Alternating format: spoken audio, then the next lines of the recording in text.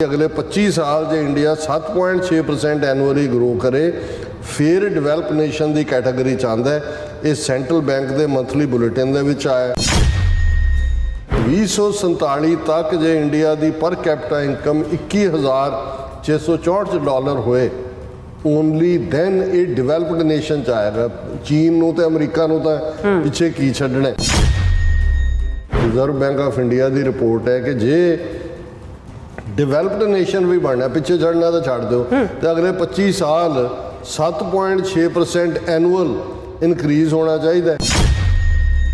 वो कहना भी ये मोदी ये 2024 इनू नहीं अगे करना चाहिए। उन्होंने कहा इकॉनमी तो फेल है, इकॉनमी कलैप्स है, फॉरेन पॉलिसी टोटली कलैप्स है। अमरीका फ्रांस तो की लैके आया, दे के ही आया उत्ते, और मणिपुर और दूसरे दे विच चाइना बढ़ गया। 4000 स्क्वायर किलोमीटर चाइना ने लै लिया। अगले 2 साल दे विच ये आर्टिफिशियल इंटैलीजेंस का चलन इन्ना ज़्यादा हो जाएगा कि जिहड़ा हुण इंडिया नूं आउटसोर्स जॉब हो रहे ने ये जिहड़े ने ये इन्हां दा काम खत्म हो जाएगा। AI will soon eliminate most outsourced coding jobs in India as the technology will drastically reduce the need for them, according to leading AI experts.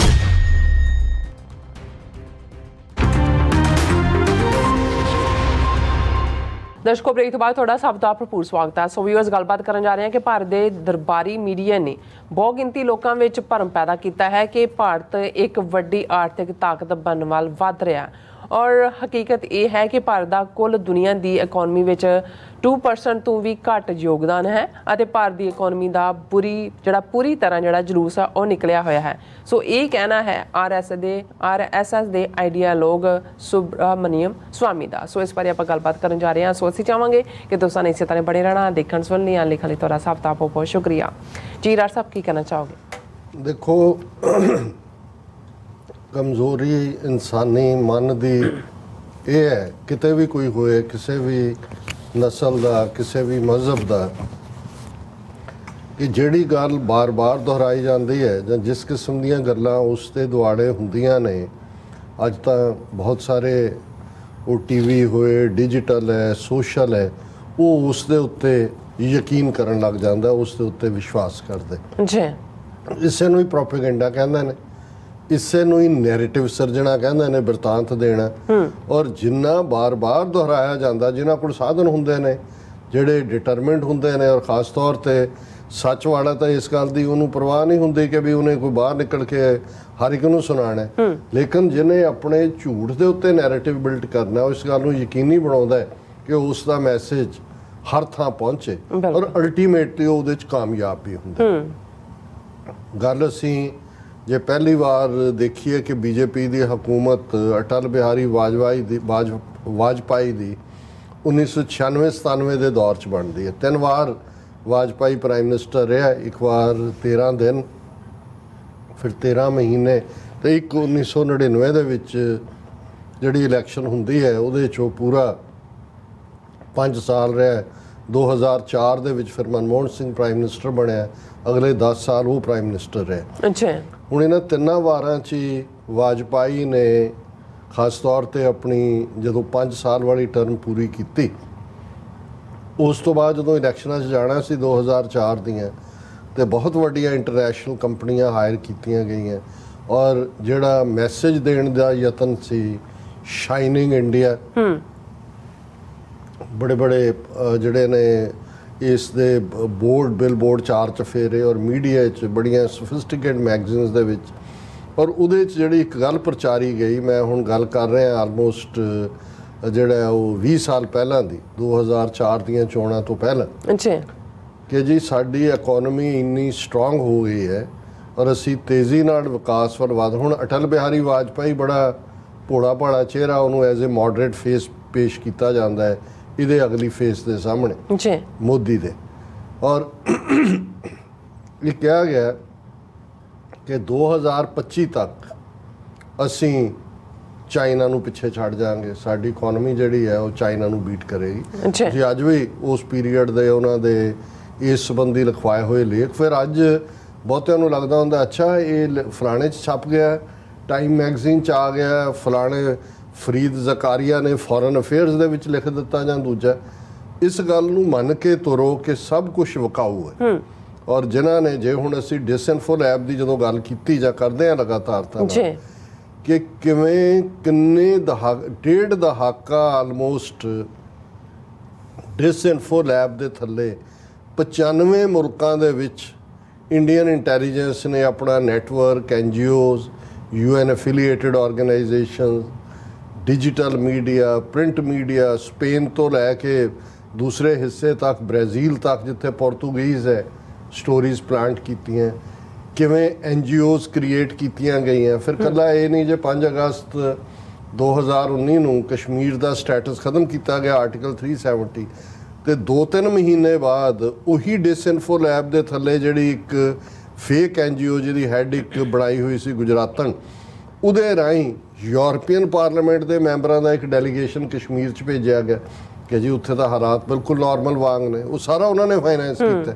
ਨਾ ਉਹ ਬੀਬੀ ਕਦੇ ਲੋਕਾਂ ਦੇ ਸਾਹਮਣੇ ਆਈ, ਨਾ ਕਦੇ ਜਦੋਂ ਸਾਹਮਣੇ ਵੀ ਆਇਆ। ਔਰ ਹੁਣ ਜਦੋਂ ਕਿ ਉਸੇ ਯੂਰਪੀਅਨ ਪਾਰਲੀਮੈਂਟ ਨੇ ਮੋਦੀ ਦੀ ਫਰਾਂਸ ਪ੍ਰੈਜ਼ੈਂਸ ਦੇ ਦੌਰਾਨ ਮਨੀਪੁਰ ਦੇ ਉੱਤੇ ਮਤਾ ਪਾਸ ਕੀਤਾ, ਤੇ ਪ੍ਰਚਾਰ ਇਹ ਹੋਇਆ ਕਿ ਜੀ ਇਹ ਯੂਰਪੀਅਨ ਪਾਰਲੀਮੈਂਟ ਨੂੰ ਕੀ ਹੱਕ ਹੈ ਇੰਡੀਆ ਦੇ ਅੰਦਰੂਨੀ ਅਫੇਅਰਸ 'ਚ ਜਿਹੜਾ ਦਖਲਅੰਦਾਜ਼ੀ ਕਰਨ ਦਾ। ਤੇ ਇੱਕ ਬੜੇ ਸਮਝਦਾਰ ਕਿਸਮ ਦੇ ਇੰਟੈਲੈਕਚੁਅਲ ਨੇ ਕਾਊਂਟਰ ਸਵਾਲ ਪੁੱਛਿਆ ਸੀ ਕਿ ਜਦੋਂ ਤੁਸੀਂ ਕਸ਼ਮੀਰ ਦਾ ਸਟੇਟਸ ਖਤਮ ਕੀਤਾ ਸੀ 5 ਅਗਸਤ 2019 ਨੂੰ, 3 ਮਹੀਨੇ ਬਾਅਦ ਜਦੋਂ ਤੁਸੀਂ ਯੂਰਪੀਅਨ ਪਾਰਲੀਮੈਂਟ ਦੇ ਮੈਂਬਰਾਂ ਦਾ ਇੱਕ ਡੈਲੀਗੇਸ਼ਨ ਲੈ ਕੇ ਗਏ ਸੀ, ਉਹਨਾਂ ਦੇ ਰਹਿਣ ਸਹਿਣ, ਹੋਟਲ ਦਾ ਪ੍ਰਬੰਧ, ਸਾਰਾ ਪੈਸੇ ਵੀ ਕੋਲੋਂ ਦਿੱਤੇ ਹੋਣੇ ਨੇ ਜੀ, ਉਦੋਂ ਉਹਦੀ ਇੰਟਰਫੇਰੈਂਸ ਦੀ ਕੀ ਲੋੜ ਸੀ।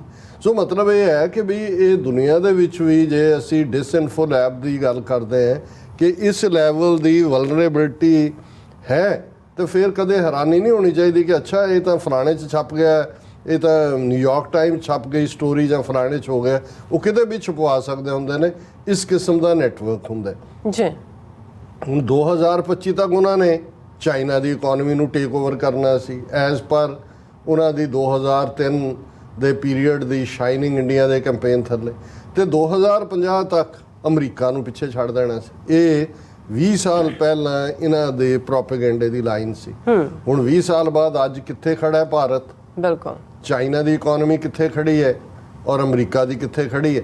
ਹੁਣ ਅਸੀਂ ਜੇ ਅਮਰੀਕਾ ਦੀ ਗੱਲ ਕਰੀਏ ਤਾਂ 26-27 ਟ੍ਰਿਲੀਅਨ ਡਾਲਰ ਦੇ ਨੇੜੇ ਤੇੜੇ ਉਹਨਾਂ ਦੀ ਇਕਨੋਮੀ ਹੈ।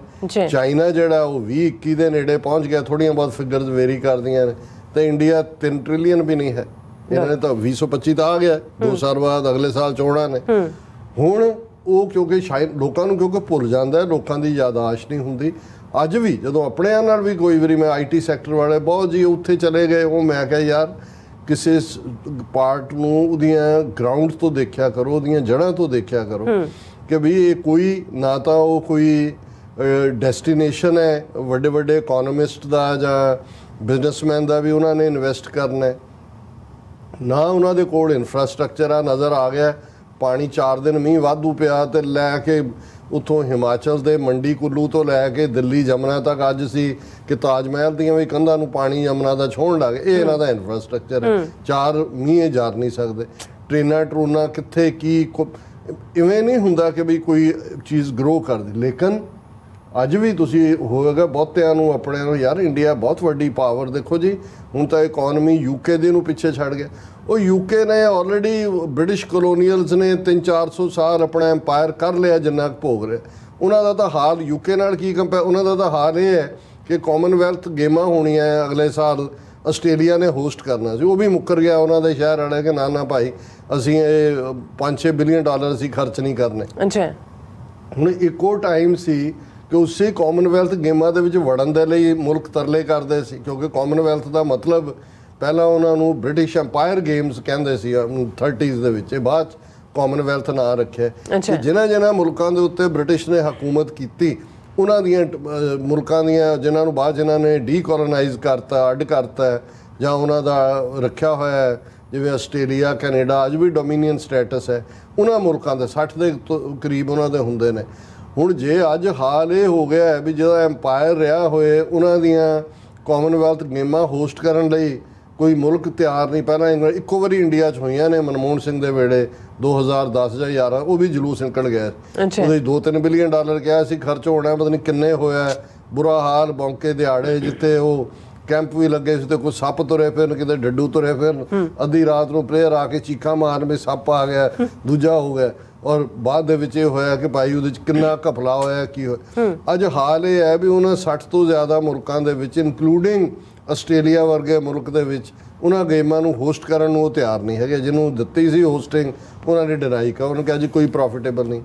ਹੁਣ ਜੇ ਤੁਸੀਂ ਇੱਕ ਡਿਕਲਾਈਨਿੰਗ ਪਾਵਰ ਦੇ ਨਾਲ ਕੰਪੇਅਰ ਕਰੋ, ਜੇ ਉਹਨਾਂ ਨੂੰ ਅਸੀਂ ਪਿੱਛੇ ਛੱਡ ਦਿੱਤਾ, ਉਹ ਤਾਂ ਥਰਡ ਰੇਟ ਨੇ, ਉਹਨਾਂ ਦਾ ਨਹੀਂ ਹੈ। ਹੁਣ ਤੁਹਾਡਾ ਆਪਣਾ ਹਾਲ ਤੁਸੀਂ ਦੱਸੋ ਕੀ ਹੈ।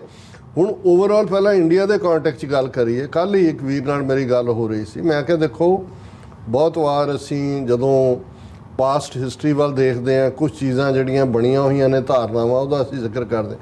ਮੈਂ ਕਿਹਾ ਅੱਜ ਦੀ ਕੁੱਲ ਦੁਨੀਆ ਦੀ ਇਕਨੋਮੀ ਦੇ ਵਿੱਚ ਭਾਰਤ ਦਾ ਯੋਗਦਾਨ ਕਿੰਨੇ % ਹੈ। ਜੇ ਇੰਡੀਆ ਦੀ ਇਕਨੋਮੀ ਕੱਢ ਲਈ ਜਾਏ ਗਲੋਬਲ ਇਕਨੋਮੀ 'ਚੋਂ, ਕਿੰਨਾ ਫਰਕ ਪੈਂਦਾ। ਉਹ ਕਹਿੰਦੇ ਜੀ ਸਿਰਫ, ਔਰ ਉਹ ਇਕਨੋਮਿਸਟ ਕਿ 2% ਹੈ ਇੰਡੀਆ ਦੇ ਕੋਲ। ਮੈਂ ਕਿਹਾ ਜੀ 98%। ਫਿਰ ਮੈਂ ਕਿਹਾ ਜੀ ਇਹਨੂੰ ਅੱਜ ਦਾ ਸ਼ਾਈਨਿੰਗ ਇੰਡੀਆ, ਮੋਦੀ ਇੰਡੀਆ ਛੱਡ ਦਿਓ ਕਿ ਜਦੋਂ ਮੁਗਲ ਦੌਰ ਦੀ ਅਸੀਂ ਗੱਲ ਕਰਦੇ ਹਾਂ, ਔਰੰਗਜ਼ੇਬ ਦੇ ਪੀਰੀਅਡ 'ਚ ਮੈਕਸਿਮਮ ਟੈਰੀਟਰੀ ਸੀ ਮੁਗਲਾਂ ਕੋਲ, ਔਰ ਦੂਜਾ ਕਿੰਨੀ ਦੁਨੀਆ ਦੀ ਟ੍ਰੇਡ ਦਾ ਇੰਡੀਆ ਦੇ ਕੋਲ ਕੀ ਸੀ ਉਸ ਵੇਲੇ ਦਾ, ਜੋ ਵੀ ਮੁਗਲ ਇੰਡੀਆ ਜਾਂ ਉਹਨੂੰ ਜੋ ਮਰਜ਼ੀ ਕਹਿ ਲਓ, ਮੁਗਲਿਆ ਸਲਤਨਤ ਕਹਿ ਲਓ। ਉਹ ਕਹਿੰਦੇ ਜੀ 20% ਦੇ ਕਰੀਬ, 18 ਤੋਂ 20%, ਕਈ ਵਾਰੀ 22%। ਯਾਨੀ ਜਿਹੜਾ ਈਵਨ ਅੱਜ ਤੋਂ 200-250 ਸਾਲ ਪਹਿਲਾਂ ਉਸ ਪੀਰੀਅਡ 'ਚ, ਹਾਲਾਂ ਉਹਨਾਂ ਦੇ ਕੋਈ ਵੱਡੇ ਕੋਈ ਸ਼ਿਪ ਨਹੀਂ ਸੀ, ਬਹੁਤੇ ਤੁਰਕੀ ਦੀ ਨੇਵੀ 'ਤੇ ਰਿਲਾਈ ਕਰਦੇ ਸੀ। ਜੇ ਉਸ ਜ਼ਮਾਨੇ 'ਚ ਉਹ ਭਾਰਤ ਜਿਹੜਾ ਇਹਨਾਂ ਦੇ ਕਹਿਣ ਮੁਤਾਬਕ ਦਮਨ ਦਾ ਸ਼ਿਕਾਰ ਸੀ, ਜ਼ੁਲਮ ਹੋ ਰਹੇ ਸੀ, ਕਨਵਰਸ਼ਨਸ ਹੋ ਰਹੀਆਂ ਸੀ, ਹੋਰ ਚੱਲ ਰਿਹਾ ਸੀ, ਪਰ ਦੁਨੀਆ ਦੀ ਇਕਨੋਮੀ ਦਾ 18 ਤੋਂ 20% ਟ੍ਰੇਡ ਜਿਹੜਾ ਉਹ ਉਹਨਾਂ ਦੇ ਨਾਲ ਹੁੰਦਾ ਸੀ। ਤੇ ਅੱਜ ਤਾਂ ਭਾਰਤ ਦੀ ਤੂਤੀ ਬੋਲ ਰਹੀ ਹੈ। ਉਹ ਤਾਂ 4 ਚੁਫੇਰੇ ਜਿਹੜਾ ਉਹਦਾ ਦੁਨੀਆ ਦੇ ਵਿੱਚ ਬੜਾ ਵਿਸ਼ਵ ਗੁਰੂ ਬਣ ਗਿਆ। ਮੋਦੀ ਅੱਜ ਦੁਨੀਆ ਦਾ ਲੀਡਰ ਹੈ ਤੇ 2% ਕੀ ਰੋਲ ਹੈ। ਹੁਣ 2 ਸਟੋਰੀਜ਼ ਮੇਰੇ ਸਾਹਮਣੇ ਨੇ ਜਿਹਦੇ ਤੇ ਬੇਸ ਮੈਂ ਗੱਲ ਕਰਨੀ ਚਾਹੁੰਦਾ। ਪਹਿਲੀ ਤਾਂ ਇਹ ਇੱਕ central bank, world bank standard ਦੇ ਵਿੱਚ ਜਿਹੜਾ ਇੱਕ ਆਰਟੀਕਲ ਆਇਆ, ਔਰ ਉਸ ਦਾ ਹੈਡਲਾਈਨ ਹੈ, India needs to grow at 7.6% a year for 25 years to be a developed nation, central bank bulletin. ਕਿ ਜੇ ਭਾਰਤ ਨੇ ਜਿਹੜਾ ਵਿਕਾਸ ਵਾਲੇ ਮੁਲਕ ਨੇ ਉਹਨਾਂ ਦੇ ਲੈਵਲ ਤੇ ਆਣਾ ਹੈ ਤੇ ਅਗਲੇ 25 ਸਾਲ ਉਸ ਦੀ ਇਕਨੋਮੀ ਦੀ ਗਰੋਥ 7.6% ਸਾਲਾਨਾ ਹੋਣੀ ਚਾਹੀਦੀ ਹੈ। ਹੁਣ ਇਹ ਉਹਨਾਂ ਦੀ ਰॉयटर्स ਦੀ ਖਬਰ ਹੈ ਕਿ ਭਾਈ ਅਗਲੇ 25 ਸਾਲ ਜੇ ਇੰਡੀਆ 7.6% ਐਨੂਅਲੀ ਗਰੋ ਕਰੇ ਫਿਰ ਡਿਵੈਲਪ ਨੇਸ਼ਨ ਦੀ ਕੈਟਾਗਰੀ 'ਚ ਆਉਂਦਾ ਹੈ। ਇਹ ਸੈਂਟਰਲ ਬੈਂਕ ਦੇ ਮੰਥਲੀ ਬੁਲੇਟਿਨ ਦੇ ਵਿੱਚ ਆਇਆ। ਹੁਣ ਅੰਦਾਜ਼ਾ ਲਾਓ ਇੰਡੀਆ ਦਾ ਹਾਲ ਕੀ ਹੈ। ਅੱਜ ਜਿਹੜੀ ਪਰ ਕੈਪੀਟਾ ਇਨਕਮ ਹੈ ਇੰਡੀਆ ਦੀ ਉਹ $2,500 ਹੈ, $2,500 ਪਰ ਕੈਪੀਟਾ ਇਨਕਮ ਹੈ। ਬਿਲਕੁਲ।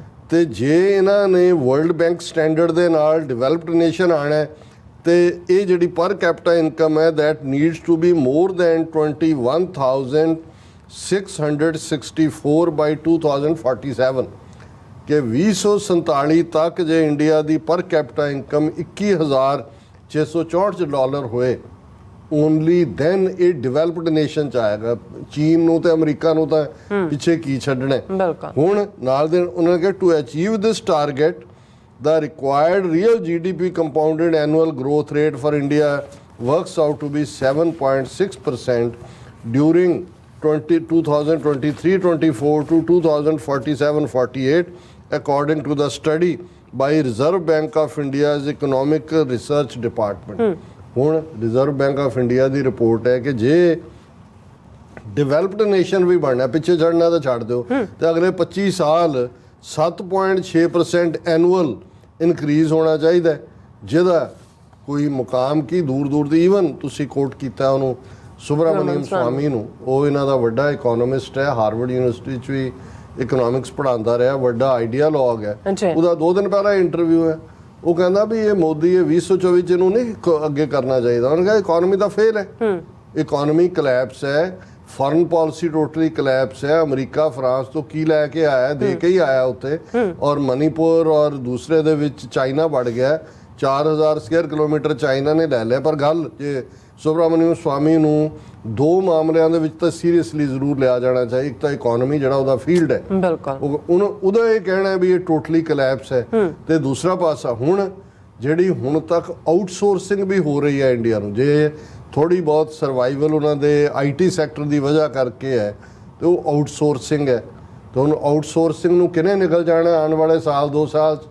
Artificial intelligence. ਹੁਣ ਬਹੁਤ ਆਪਣੇ ਘੱਟ ਲੋਕਾਂ ਨੂੰ ਸ਼ਾਇਦ ਪਤਾ ਹੋਏ ਵੀ ਇਸ ਵੇਲੇ 2 ਲੱਖ ਦੇ ਕਰੀਬ ਬਾਲੀਵੁੱਡ ਦੇ actor, writer, script writer, worker, commoner, screen player ਸਾਰੇ ਸਟ੍ਰਾਈਕ ਤੇ ਨੇ। ਹੁਣ ਮੈਂ ਵੀ ਦੇਖਿਆ, ਮੈਂ ਕਿਹਾ ਇਹ ਇੱਥੇ ਜਿਹੜਾ ਉਹ ਹਾਲੀਵੁੱਡ ਦੇ ਵਿੱਚ ਵੀ ਸਟ੍ਰਾਈਕ ਜਿਵੇਂ ਹੁੰਦੀ ਹੈ। ਫਿਰ ਆਇਆ ਕਿ ਜੀ ਇੱਕ ਜ਼ਮਾਨੇ 'ਚ ਪਹਿਲਾਂ ਵੀ ਹੋਈ। ਹੁਣ ਰੀਜ਼ਨ ਕਿ ਆਰਟੀਫਿਸ਼ੀਅਲ ਇੰਟੈਲੀਜੈਂਸ ਨੇ ਤਾਂ ਸਾਰੇ ਜੌਬ ਖਤਮ ਕਰ ਦੇਣੇ ਨੇ, ਤੇ ਉਹਨਾਂ ਨੂੰ ਇਹ ਲੱਗਦਾ ਕਿ ਵੀ ਇਹ ਜਿਹੜੇ ਮਾਰਕ ਇਨਵੈਸਟ ਕਰਨ ਵਾਲੇ ਜਾਂ ਦੂਜੇ ਨੇ ਸਾਨੂੰ ਫੇਅਰਲੀ ਨਹੀਂ, ਉਹਨਾਂ 'ਚ ਐਕਟਰ ਵੀ ਨੇ ਸਾਰੇ, ਬਾਈਡਨ ਨੇ ਵੀ ਸਪੋਰਟ ਕੀਤਾ ਉਹਨਾਂ ਨੂੰ। ਹੁਣ ਇਹਦਾ ਅਸੀਂ ਦੇਖ ਲਿਆ ਵੀ ਹਾਲੀਵੁੱਡ ਵਾਲੇ ਸਟ੍ਰਾਈਕ ਤੇ ਗਏ ਕਿਉਂਕਿ ਦੇ ਫੀਅਰ ਕਿ ਆਰਟੀਫਿਸ਼ੀਅਲ ਇੰਟੈਲੀਜੈਂਸ ਉਹਨਾਂ ਨੂੰ ਕੀ ਕਰੇਗੀ। ਪਰ ਅੱਜ ਇੱਕ ਸਟੋਰੀ ਜਿਹੜੀ ਕਿ ਪ੍ਰੋਮੀਨੈਂਟਲੀ ਮੈਨੂੰ ਲੱਗੀ ਵੀ ਆਫ ਇੰਟਰਸਟ ਹੈ ਦੱਸਣ ਦੇ ਲਈ ਵੀ ਇੰਡੀਆ ਦਾ ਇਹ ਜਿਹੜਾ ਆਈਟੀ ਸੈਕਟਰ ਹੈ ਇਹ ਵੀ ਵਾਈਪ ਆਊਟ ਹੋਣ ਜਾ ਰਿਹਾ। ਇਹ top artificial intelligence expert says most outsourced coders in India will be out of job in 2 years thanks to that technology। ਕਿ ਅਗਲੇ 2 ਸਾਲ ਦੇ ਵਿੱਚ ਇਹ ਆਰਟੀਫਿਸ਼ੀਅਲ ਇੰਟੈਲੀਜੈਂਸ ਦਾ ਚਲਨ ਇੰਨਾ ਜ਼ਿਆਦਾ ਹੋ ਜਾਏਗਾ ਕਿ ਜਿਹੜਾ ਹੁਣ ਇੰਡੀਆ ਨੂੰ ਆਊਟਸੋਰਸ ਜੌਬ ਹੋ ਰਹੇ ਨੇ ਇਹ ਜਿਹੜੇ ਨੇ ਇਹ ਇਹਨਾਂ ਦਾ ਕੰਮ ਖਤਮ ਹੋ ਜਾਏਗਾ।